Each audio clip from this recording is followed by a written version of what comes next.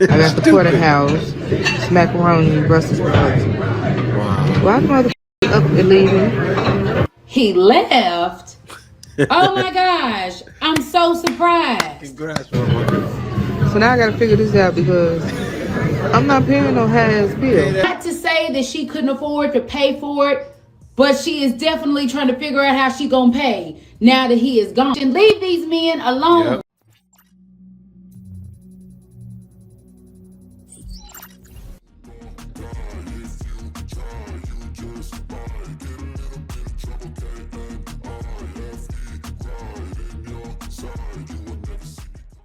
Welcome back to Get It Out. Today, we have a video for modern dating here.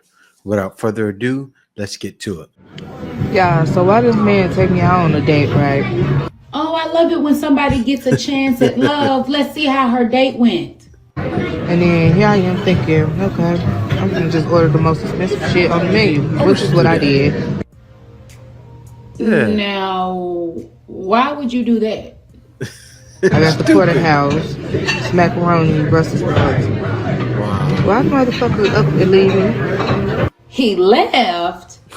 Oh my gosh, I'm so surprised. Congrats, motherfucker. So now I gotta figure this out because I'm not paying no half Pay bill. that bill. So let me get this straight, just to run it back. A man asked this woman out on a date. She gets on the date and she orders the most expensive items on the menu.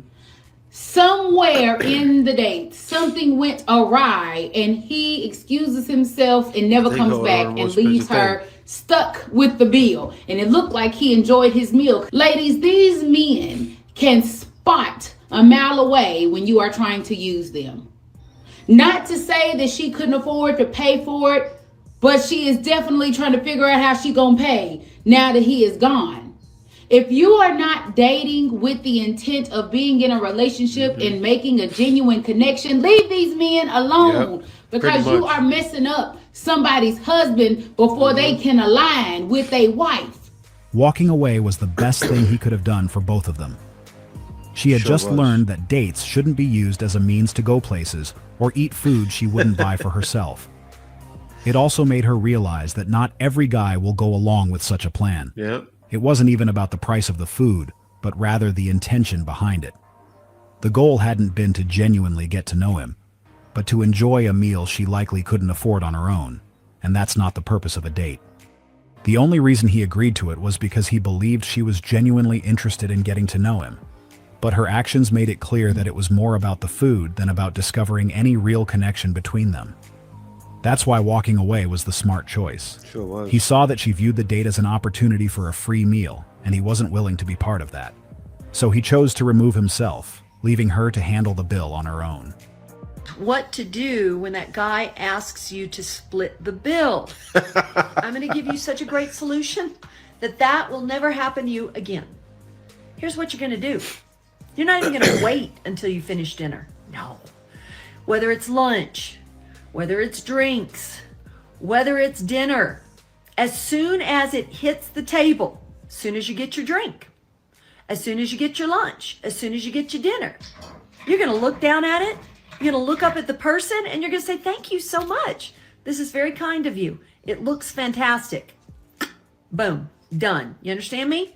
No worrying, no stressing. You've thanked them in advance. Now they know they're the hero that's going to be paying the bill. All right? I hope it helps. Yeah, doing that. What about simply having your own money to pay for your food? That seems like a more reasonable approach, especially when it's their first date. At that stage, they don't know each other yet, so there shouldn't be this level of expectation. I mean, if a woman is doing that, if she's saying thank you, it shows appreciation.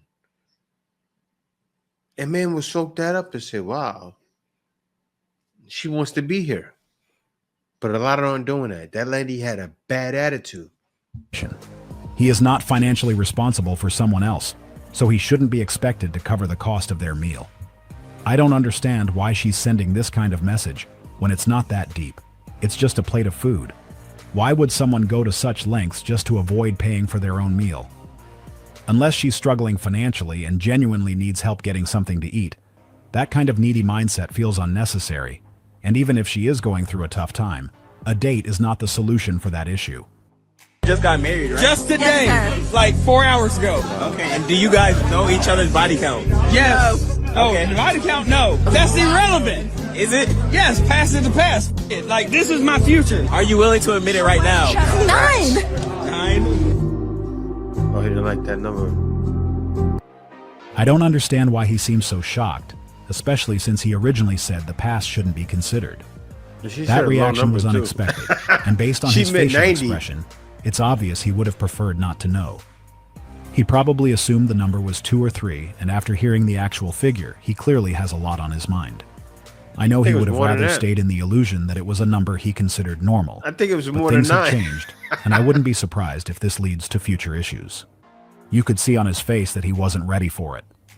Based on his reaction, it's clear he feels he might not have taken this step if he had known it earlier. I've seen a lot of comments asking what's wrong with 9. I think they see it as a low or average number. They do. But what they overlook is that we're all different. We have different values, experiences, and boundaries. And in this case, it's clear he didn't expect his wife to fall within that range. I had a new Bumble dating experience today. Matched with somebody, got on really well for about 24 hours. Like, energy was on point, flirty, chatty, really interested in the same things. It was kind of one of those connections that you really, really hope you find. And anyway, 24 hours later, she says, I find you really attractive. I love your personality. However, I don't think we can be a match. And I went, okay, why? And she said, well, I'm quite tall. I'm like 5'9". And I said, okay, well, I'm 5'11". Yeah, but when I wear shoes, I'm like, well, when I wear shoes, I'm probably like 6 foot, but I don't call my, and yeah, well, I just like to feel protected. You know, I want a man to feel protective. And I was thinking, he's tall. I could be a black belt in jiu-jitsu for all you know. So yeah, just when you think you've heard all the dating stories, you get a new one. So that was quite fun. And you know the worst part about it all? Didn't even really bother me that much because I've been there, done that, and my enthusiasm for finding something worthwhile is just in the floor, in the dirt. I just find it funny. It's like, what's frustrating is people are they complain about dating all the time, right? They complain about how awful it is and blah, blah, blah. And then when you get an actual decent connection with somebody, and yeah, let's disclaimer, it's only on chat. You could meet each other face to face and have no spark. But in order to not even get to that point, wow. So yeah, so that's fun. This is simply the reality of today's dating scene.